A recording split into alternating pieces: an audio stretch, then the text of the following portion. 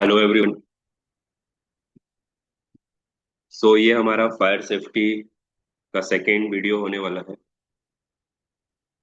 इससे पहले हम लोगों ने कुछ टॉपिक्स को डिस्कशन कर लिया है ऑलरेडी कि फायर क्या होता है, definition of fire, elements of fire, sources of elements, heat source, oxygen source, fuel source and classification of fire.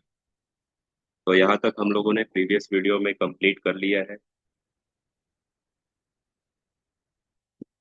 अभी आज के वीडियो में हम लोग स्टार्ट कर रहे टॉपिक स्प्रेडिंग ऑफ हीट, यानी गर्मी कैसे फैलती है, हीट कैसे फैलती है एक स्थान से दूसरे स्थान पर। ठीक, स्प्रेडिंग ऑफ हीट। सो जब भी कहीं आग लगता है तो उसकी गर्मी एक स्थान से दूसरे स्थान पर फैलती है, स्प्रेड करती है। उसके कुछ नियम है, उसके चार नियम होते हैं, है ना। पहला नियम क्या है? कंडक्शन। स्प्रेडिंग ऑफ हीट का जो फर्स्ट रूल है वो है कंडक्शन। कंडक्शन में क्या होता है? The principal that heat can be transmitted through solid material, यानी जो हीट है वो एक स्थान से दूसरे स्थान पर प्रवाह करती है, फैलती है, सॉलिड टू सॉलिड। ठीक, सॉलिड टू सॉलिड। ठीक है, एक इमेज दिखाता हूँ आपको, वहां पर आप देख पाएंगे। ये इमेज है जो कि कंडक्शन रूल को दर्शा रहा है।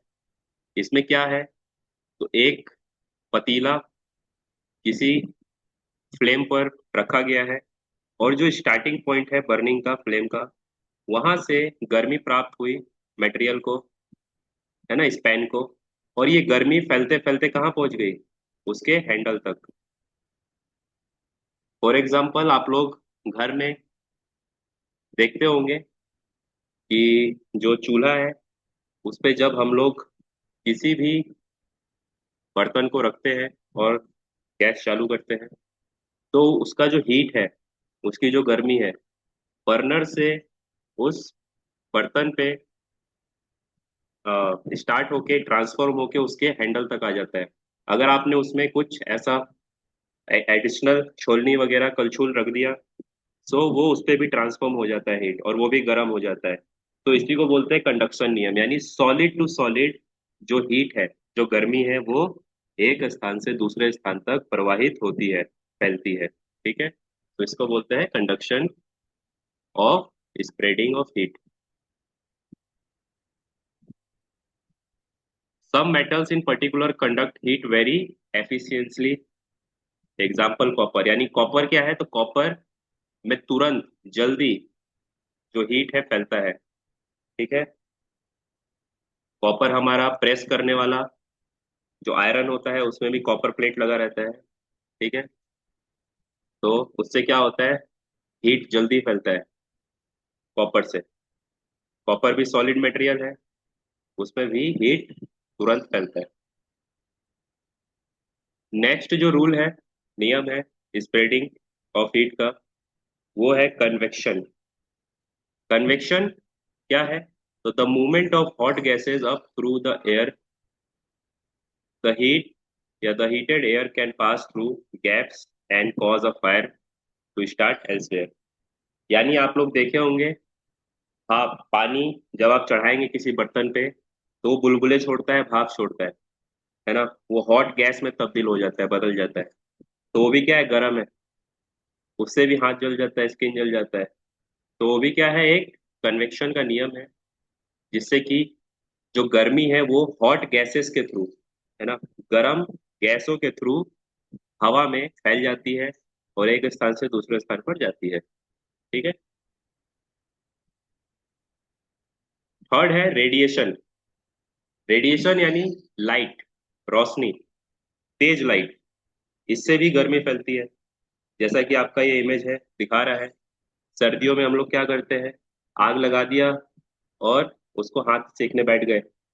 एक जगह पे छोटा सा आग लगाया हमने लकड़ी से, और आग सेकने के लिए बैठ गए थोड़ा दूरी पे, उस आग की गर्मी हमारे तक पहुंचती है, तो कैसे पहुंचती है? रेडिएशन के थ्रू पहुंचती है, लाइट के थ्रू। ठीक। हमारा जो सूरज है, सनलाइट, ये भी क्या है? एक रेडिएशन का फॉर्म है। अगर हमारे वायुमंडल में ओजोन की लेयर नहीं होगी, तो ये जो सनलाइट का जो रेज आता है, लाइट आती है, किरणें आती है, वो हमारे स्किन को जला सकती है ना। सो रेडिएशन यानी लाइट के द्वारा जो हीट फैले। अब ये लेजर लाइट के थ्रू भी हो सकता है ना। और आपका सनलाइट भी हो सकता है, या कोई फ्लेम भी हो सकता है जिससे कि आपको हीट प्राप्त होता है। तो रेडिएशन के लिए स्प्रेडिंग ऑफ हीट का डेफिनेशन है, heat energy can be radiated through air in the form of infrared heat waves which travel in straight line can passes through transparent surface such as glass। यानी अगर बीच में कोई glass भी होगा transparent, तो उसको भी क्या है, ये रेडिएशन इंफ्रारेड जो लाइट होती है वो क्रॉस करके दूसरे तरफ जा सकती है और अपना हीट को फैला सकती है। ठीक। फोर्थ आता है आपका डायरेक्ट बर्निंग। ठीक।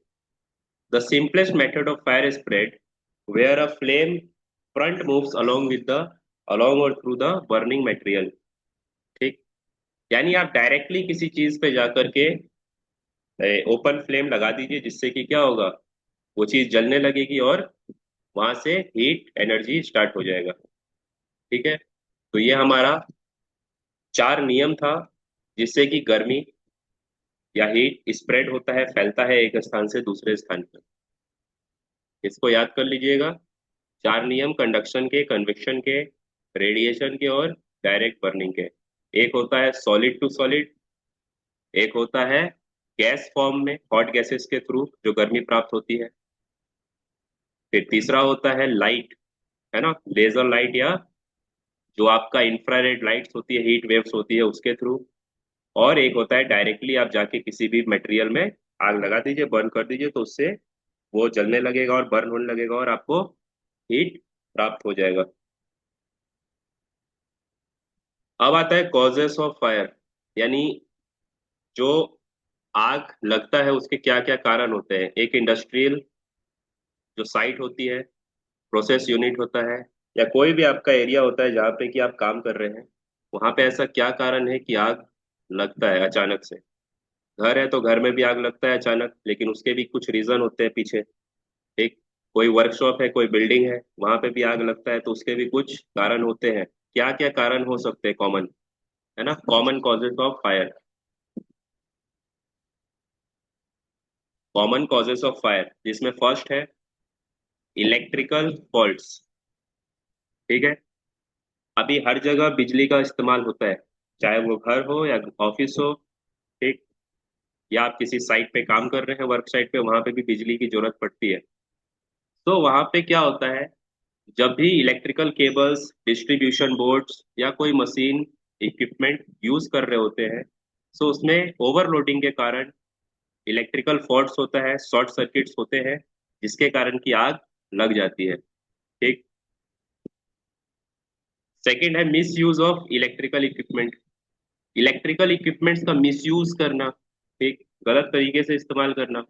या फिर मान के चलिए फॉर एग्जांपल, कोई ऐसा डिस्ट्रीब्यूशन पैनल है, बोर्ड है, और वो सप्लाई दे सकता है मात्र 250 वॉट का, और आप उसमें ऐसा मशीन लगा रहे हैं जिसका की कैपेसिटी है 500 वॉट लेने का, तो वहां पे आप उसको लगाइएगा तो क्या होगा, वहां पे वो जो वायर है, डिस्ट्रीब्यूशन बोर्ड है, वो उतना सप्लाई नहीं दे पाएगा, और वो उतना मशीन पावर खींचेगा तो क्या होगा, वायर्स, केबल्स के ऊपर ज्यादा प्रेशर पड़ेगा, जिससे कि केबल जल भी जाता है और इलेक्ट्रिकल शॉर्ट सर्किट हो जाता है ओवरलोडिंग के कारण।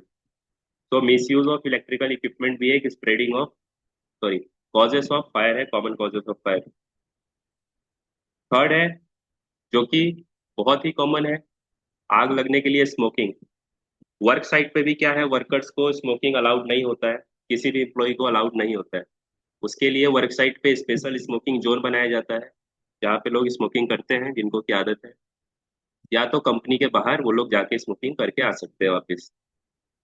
लेकिन अगर हम स्मोकिंग कर रहे हैं और आसपास कोई ऐसा फ्लेमेबल मटेरियल, और वहां पे हमने स्मोकिंग करने के बाद जो आखिरी का बचा हुआ हिस्सा होता है उसको ऐसे ही फेंक दिया बिना उसको क्रश किए बुझाए, तो क्या हो सकता है, वहां से आग फैल सकता है, आग लग सकता है, जो कि एक कॉमन कॉज बनता है आग लगने का।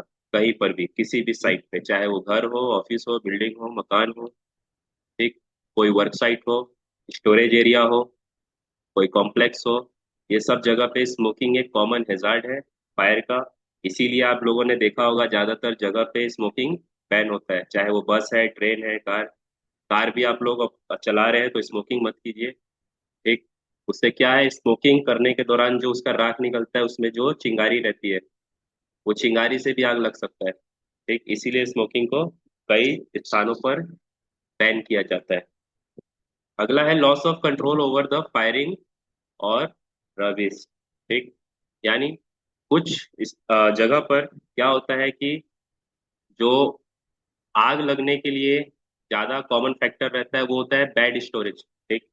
आप लोग जो भी चीजें हैं वर्क साइट पे, जो वेस्ट मटेरियल होता है उसको एक स्थान पे रख देंगे जिसका कि इस्तेमाल नहीं है, तो आग लगने के कारण वहां पे आप लॉस ऑफ कंट्रोल हो सकते हैं। उससे आग क्या है, ज्यादा फैल सकती है, जल्दी फैल सकती है, ठीक। हीटिंग अप्लायंसेस, कुछ मशीनें हैं जिसका कि यूज करने के दौरान क्या होता है, अचानक से उसमें आग लग जाता है, आग पकड़ लेता है। जैसे हीटिंग अप्लायंसेस बोले तो मशीन, मिक्सी। मिक्सी क्या है, एक हीटिंग अप्लायंस है, उसको उसमें मोटर लगा होता है, उसको हम चलाएंगे, ऑपरेट करेंगे तो उसका मोटर क्या है, गर्म हो जाएगा अगर लंबे समय तक चलाएंगे तो उसमें क्या है, हीटिंग के कारण आग लग सकता है, ठीक। Unsafe use and storage of flammable material, अब जो आग लगने वाली चीजें होती हैं उसको वर्क साइट पे गलत स्टोरेज करके रखना। जैसे कोई ऐसा गैलन है, कोई ऐसा टैंकी है जिसको कि फ्लेमेबल कोई लिक्विड्स भरा हुआ है उसमें, और उसको आप कहीं पे भी स्टोरेज कर दे रहे हैं जहाँ पे हॉट वर्क चल रहा है, या फिर वहाँ पे लोगों का आना जाना है, या फिर आप कहीं पर भी उसको रख दे रहे हैं, जिससे क्या होगा, आग लगने का चांस रहेगा। हॉट वर्क, जब भी वेल्डिंग, कटिंग, ग्राइंडिंग का काम चलेगा साइट पे, तो उससे भी चिंगारी रिलीज होता है, स्पार्क रिलीज होता है, जो कि किसी फ्लेमेबल मटेरियल पे जाके कांटेक्ट कर सकता है और आग क्रिएट हो सकता है। Friction and mechanical heat, friction यानी घर्षण, जब भी कोई मशीन चल रहा है तो उसमें घर्षण भी होता है मोटर्स में आपस में, ठीक। तो घर्षण के कारण भी, मैकेनिकल हीट के कारण भी, मशीनों के चलने के कारण जो हीट उत्पन्न होता है उससे भी आग लग सकती है, ठीक। पुअर हाउसकीपिंग, वर्क साइट पे हाउसकीपिंग सही से न करना, यहाँ वहाँ सामानों को रख देना, फेंक देना। कोई चीज है तो लीक कर रहा है उसमें से कोई भी मटेरियल, है ना, जैसे आपने कोई गैलन रख दिया, उसमें कोई सॉल्वेंट है, पेंट है, डीजल है, और वो लीक कर रहा है, तो उस पे क्या है, तुरंत आग पकड़ सकता है। अगर कोई ऐसा कंडीशन वहां पे बना, किसी ने स्मोकिंग किया, वहां फेंक दिया, या इलेक्ट्रिकल शॉर्ट सर्किट हुआ, वहां पे कैच कर सकता है फायर। कोई हॉट वर्क कर रहा है तो उसका स्पार्क जाके वहां पे लग सकता है। तो ये सब चीजें ध्यान रखनी होती है साइड पे, कि अपने को कॉमन फायर जो कॉजेज होते हैं ये साइट पे ना हो, ठीक। आपको इसका जो ऑब्जर्वेशन है करते रहना है, अगर ऐसा कुछ चीज आता है आपके साइट पे तो उसको तुरंत कंट्रोल में लेना है, ताकि इन फ्यूचर फायर इमरजेंसी होने से बचाया जा सके अपने साइट को। अगला है कंसिक्वेंसेज ऑफ फायर, अगर आग लग जाती है तो उसका क्या परिणाम होता है, क्या नुकसान हो सकते हैं उससे, ठीक। तो क्या कंसिक्वेंसेज हो सकती है, तो भाई सीधी सी बात है, अगर किसी भी स्थान पे, किसी भी जगह पे, किसी बिल्डिंग में, स्टोरेज एरिया है, फिर कहीं पे भी आग लगता है तो उसमें क्या है, प्रॉपर्टी लॉस भी होता है। उसमें जो ह्यूमंस है, जो इंसान इन्वॉल्व है, जहाँ पे काम कर रहे हैं, आग लग गया तो उसका जान भी जा सकता है, उनको चोट भी लग सकता है, ठीक। तो ये चीजें कंसिक्वेंसेज ऑफ फायर में आती है। तो फर्स्ट क्या है, पीपल किल्ड एंड इंजर्ड, आग लगा, आग जहाँ पे लगा वहां पे अगर व्यक्ति काम कर रहा है तो वो उसके चपेट में आ सकता है, ठीक। वो इंजर्ड हो सकता है, स्किन बर्न हो सकता है, बॉडी बर्न हो सकता है उसका, और उसका डेथ भी हो सकता है। सफोकेशन बाय इनहेलिंग स्मोक और टॉक्सिक फ्यूम, यानी आग लगने के कारण जहरीला काला धुआं भी निकलता है, अगर उसको कोई इनहेल कर रहा है उसके कारण भी क्या है, हेल्थ इश्यूज हो सकती है, सफोकेशन, दम घुट सकता है ना। बर्न्स, बर्न्स यानी जलना, अब ये स्किन बर्न्स भी हो सकता है, मटेरियल बर्न्स भी हो सकता है, ठीक। यानी मटेरियल का नुकसान भी हो सकता है। एनवायरमेंटल डैमेज, अपने वातावरण को भी इससे क्षति होती है, नुकसान पहुंचता है। Damage to building and content including smoke damages. ठीक, आग लगने के बाद जो अपना बिल्डिंग्स है, जो मटेरियल्स है, जो हमारी प्रॉपर्टी है, उसको भी नुकसान पहुंचता है। और स्मोकिंग के कारण भी, धुएं के कारण भी कुछ चीजें खराब हो सकती है। तो इसका प्रिवेंशन क्या है, इसका बचाव क्या है ना? आग लगने से किस तरीके से रोकथाम की जा सकती है ना, जिससे कि आग न लगे साइट पे या कहीं पर भी। उसके लिए हम क्या कर सकते हैं? सो एलिमिनेट और reduce the storage of flammable material. यानी जो फ्लेमेबल मटेरियल है, जिसमें कि आग जल्दी पकड़ सकता है, उसको क्या करना है? अपने वर्क साइट पे स्टोर नहीं करना है, उसके लिए अलग एक सेपरेट एरिया बनाना है। ठीक, जहाँ पे फ्लेमेबल मटेरियल्स को अच्छे से रखा जा सके, वहां पे डेली आना जाना किसी भी व्यक्ति का ना हो, कॉमन रूट ना हो। ठीक, कंट्रोल ऑफ इग्निशन सोर्स, जो भी इग्निशन सोर्सेज होते हैं, स्मोकिंग हो गया, हॉट वर्क हो गया, या फ्रिक्शंस हो गया, मोटर अप्लायंसेस हो गए, इनसे दूर रखना है फ्लेमेबल मटेरियल्स को। Control of smoking and smoking materials, work site पे क्या है, स्मोकिंग अलाउड नहीं होता है, तो इसको आपको देखना भी है, इंश्योर भी करना है, मॉनिटरिंग भी करते रहना है कि कोई व्यक्ति छुपा के, होता है साइट पर वर्कर्स छुपा के लाते हैं गुटखा बीड़ी और साइट पे यूज करते हैं, उसको पीते हैं। तो इस चीज का ध्यान रखना है। इम्प्लीमेंटेशन ऑफ हाउस कीपिंग, है ना, गुड हाउस कीपिंग होना चाहिए आपके साइट पर, साफ सफाई प्लस चीजें व्यवस्थित तरीके से रखी हुई, इधर उधर फेंकी हुई ना हो, कोई मटेरियल किसी आने जाने के रास्ते को, दरवाजे को ब्लॉक ना कर रहा हो, इन सब चीजों का ध्यान रखना है। Lubrication of machinery to prevent friction, यानी मशीन जो होते हैं, मोटर्स होते हैं, वो जब भी काम करते हैं, रोटेट करते हैं, तो उसपे क्या है, लुब्रिकेशन, ग्रीसिंग वगैरह लगाते रहना है, जिससे क्या होगा, फ्रिक्शन के कारण जो मेटल्स आपस में फ्रिक्शन करेंगे, घर्षण करेंगे, तो उससे जो चिंगारी या स्पार्क निकलेगा, उससे फायर को रोका जा सके। ठीक, तो लुब्रिकेशन करते रहना होता है।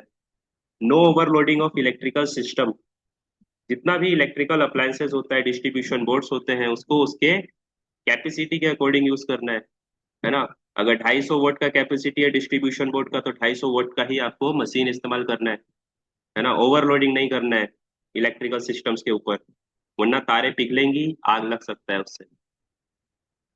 Regular inspection of electrical system, जितना भी केबल सिस्टम है, वायरिंग सिस्टम है आपके वर्क साइट पे, आपके बिल्डिंग्स में, उसको क्या है, रेगुलर इंस्पेक्शंस करते रहना है, monthly monthly. Ventilation outlets not obstructed, यानी जहां पर भी वेंटिलेशन फैन लगे हुए हैं, विंडोज हैं, वो क्या है, किसी भी चीज से ब्लॉक नहीं होना चाहिए, ऑब्स्ट्रक्टेड नहीं होना चाहिए। ठीक, इस चीज का खास ध्यान रखना है, क्योंकि वेंटिलेशन के द्वारा क्या है, हवा का आना जाना, आदान प्रदान होता रहता है, जिससे कि क्या है, वर्क साइट हमारा जो हीटिंग, अपना टेम्परेचर होता है, उसके कंट्रोल में रहता है। ठीक, controlling hot work with permit, अभी अगर आप हॉट वर्क कर रहे हो अपने साइट पर, तो वहां पे वर्क परमिट का जो नियम है, जो रूल है, उसको यूज करना है, और उसके अकॉर्डिंग ही अपने साइट पे काम को करवाना है। ठीक है, क्योंकि परमिट्स में क्या होता है, हॉट वर्क का परमिट लेंगे तो हॉट वर्क के हैजार्ड प्रिकॉशंस के बारे में परमिट में मेंशन होता है, जिसको कि आपको इम्प्लीमेंट करना होता है अपने वर्क साइट पर। Proper storage of flammable liquids, है ना, यानी जितना भी लिक्विड्स होता है साइट पे, गैलन में भर के रखा जाता है, उसका यूज केसेस होता है साइट पर, तो उसको क्या करना है, एक सेपरेट एरिया में रखना है, और साइन बोर्ड्स वगैरह लगा के रखना है। सिक्योरिटी टू प्रिवेंट आर्सन, एक, आर्सन यानी चोरी चकारी, ये सब से भी अपने को बचाते रहना है अपने साइट को। ठीक, या तो कोई जानबूझ के भी व्यक्ति आता है और आग लगा देता है, ये सब चीजें भी होती है, दुश्मनी निकालने के लिए लोग कुछ करते हैं। ठीक, तो ये सब चीजों का भी ध्यान रखना है, सीसीटीवी कैमराज हो गया, सिक्योरिटी जो अपना टीम होता है, उसको भी सावधान करके रखना है, इन सब चीजों पे ध्यान रखें। रेगुलर इंस्पेक्शन एंड सुपरविजन, अब अपने साइट का समय समय पे मॉनिटरिंग करते रहना है, ऑब्जर्वेशंस करते रहना है कि जो भी चीजें हैं, जो भी कॉजेस ऑफ फायर है, वो ना हो, जो भी इसका प्रिवेंशन मेथड है वो साइट पे इम्प्लीमेंटेड हो सही तरीके से, और उसको सभी लोग फॉलो कर रहे हो।